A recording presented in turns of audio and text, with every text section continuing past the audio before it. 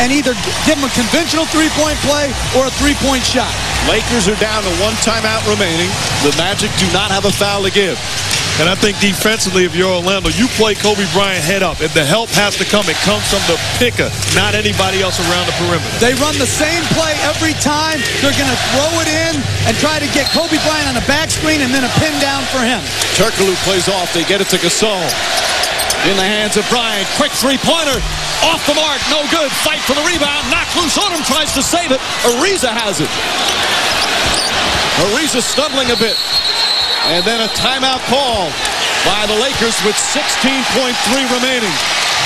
Lamar Odom with a huge play to save that. But the Lakers still down by 4. But again, if you're Orlando, right there, the ball is there to be had. The win, you've got to figure out how you can come up with that. But give Lamar Odom credit for that loose ball, 50-50 ball type of rebound. He's made so many big plays down the stretch of the last few games.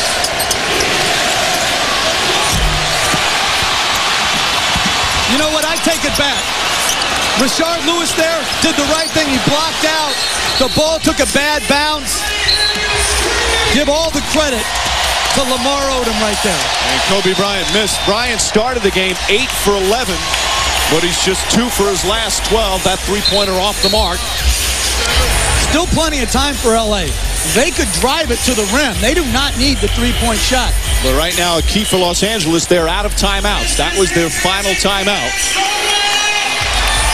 And these are actually situations where the Lakers like to get a quick one to the hoop. Your job, especially if you're Petrus, force Bryant away from the rim. Crowd has been on their feet for most of the fourth quarter. And the Magic close it out. 16.3 remaining. Ariza looking. Bryant comes up top. Petrus falls down. Turkoglu on him. Goes back. Shot is up. Off the mark. No good. Gasol trying to track it down. Saves it back to Bryant. Bryant forces up a 3. Won't go. Fisher the rebound. Fisher brings it back. He puts up a 3. Off the mark. Bryant the rebound. Lays it in. With 0.5 of a second remaining. It's a 2-point game. Inbound and a foul. Now the buzzer sounds, but I don't think the game's over yet. When the whistle blew, there was 0.5 remaining in a 2-point game. And I think they're going to put that time back on the clock. Well, they're going to have to clean the floor off because the confetti is coming down. But if you're Orlando, you miss the second free throw no matter what. Right. The time will run out because if it's 2/10, which it can only be 2/10 because the ball went in at 5/10, it's 3/10 on the catch. Now it's down to 2/10. You miss, the game's over. Right. You can't throw it in. The Lakers really can't win. But they'll look and review and put exactly how much time is left. Lakers had some opportunities, couldn't get it go down the stretch. They were so hot for most of the fourth quarter. Dwight Howard standing in front of us just looks over. We can't get the rebound.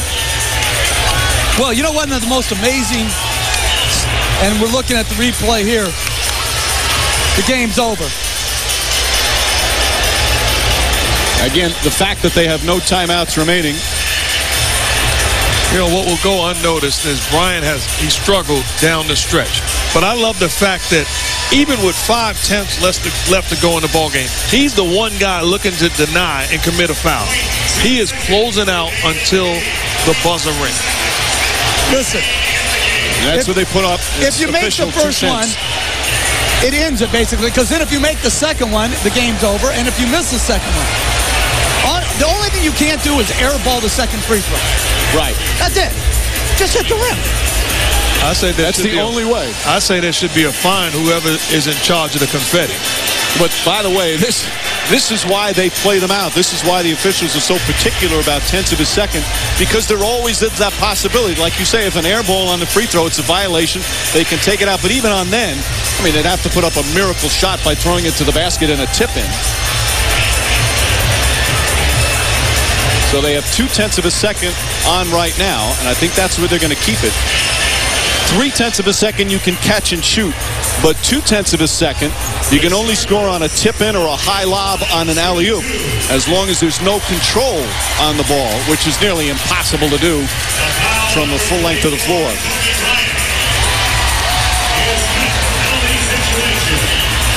So barring the most unbelievable, remarkable finish in the history of pro sports, the Magic have themselves back in this series. You know, Mike, you have to give the Lakers a lot of credit. A lot of teams in this situation, the Lakers previously in this playoff would have taken Game 3 off.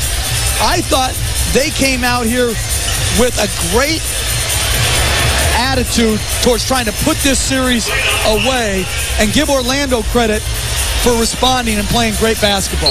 Well, you're making a great point. The Magic won this ball game. The Lakers didn't lose it. So Lewis to the line with 0.2 of a second remaining. And these fans just want to hear that buzzer so they can start celebrating. They're still trying to clear off the stuff off the floor. And Joe Crawford says, come on, doesn't matter. How about freezing your own free throw shooter at home?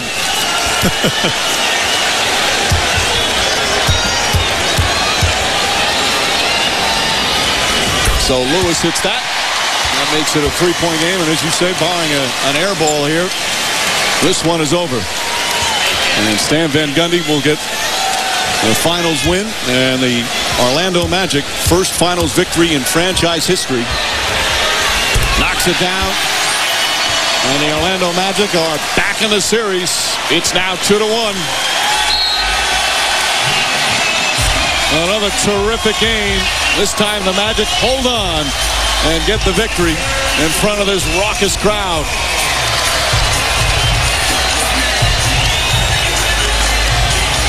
A terrific team performance from the Orlando Magic. Kobe Bryant was spectacular in the first half, but struggled shooting in the second half. And the Magic held on. Dwight Howard. And the Orlando Magic get that first finals win. Howard with Doris. Dwight, you were in an 0-2 hole with an offense going nowhere. Tonight you get 106 points. What changed so drastically? We moved the ball a lot tonight. You know, we got some good shots. You know, we didn't rush anything. We was patient, so, you know, it was good to see our offense floor. Many people said the Lakers were the more talented team coming in. Tonight you had 5 guys with at least 18 points. When you get that kind of balance, how difficult is this team to beat? Well, you know, we got to play like this. You know, when guys are attacking, you know, that we're tough to guard. You know, we can't settle for jump shots. We got to attack, play inside out. Dwight, congratulations on a great win. Rafer, obviously the first 2 games were a bit of a struggle for you offensively. We talked at the half, but tell me what changed and what did Coach say to you before the game that gave you so much confidence? Well, he wanted me to be aggressive, and then right before the game, he called me his office. He wanted to know how was my attitude and my approach. He thought I wasn't my happy-go-lucky and upbeat self, but I told him I was okay, and I just wanted to come in and be aggressive tonight and set the tone from the start, and I was able to do so. This was a great win, but throughout the course of the game, you were upward of 65% shooting, and yet you only win by 2. How concerned are you with that going into the next game? Well, what happened was we took a step back defensively in the second half. In the first half, Kobe was hitting some tough shots. We were actually right there on him. Then we're fouling him, putting him to the line on 3-point shots and pump fakes inside the 2-point area. We got to do a better job of staying consistent and staying disciplined on defense. And then offensively, as long as we keep playing with a lot of energy, move the ball, rotate the ball, play inside out, we should be okay. You mentioned Kobe, Rafer. He was 2 for 12 down the stretch. What did your guys do differently defensively with him? It was a combination of us getting into him more, Dwight helping out on him, and then him missing. He's such a great player, but you gotta. Our defense was great on him, but then again, he's so good. It's him missing as well. All right, congratulations, Mike. All right, Doris. The Magic with the best team shooting performance in NBA Finals history. 62.5% from the field. That's a new Finals record. A terrific win for the Orlando Magic. Came off tonight's Finals Player of the Game presented by T-Mobile. Game 3's winner, Dwight Howard. But he had plenty of help. 5 Magic players in double figures as they get themselves back in the series. And once again, for the 5th time, they bounce back from a heartbreaking loss. This resilient Orlando Magic team still fighting, still with hopes of an NBA championship.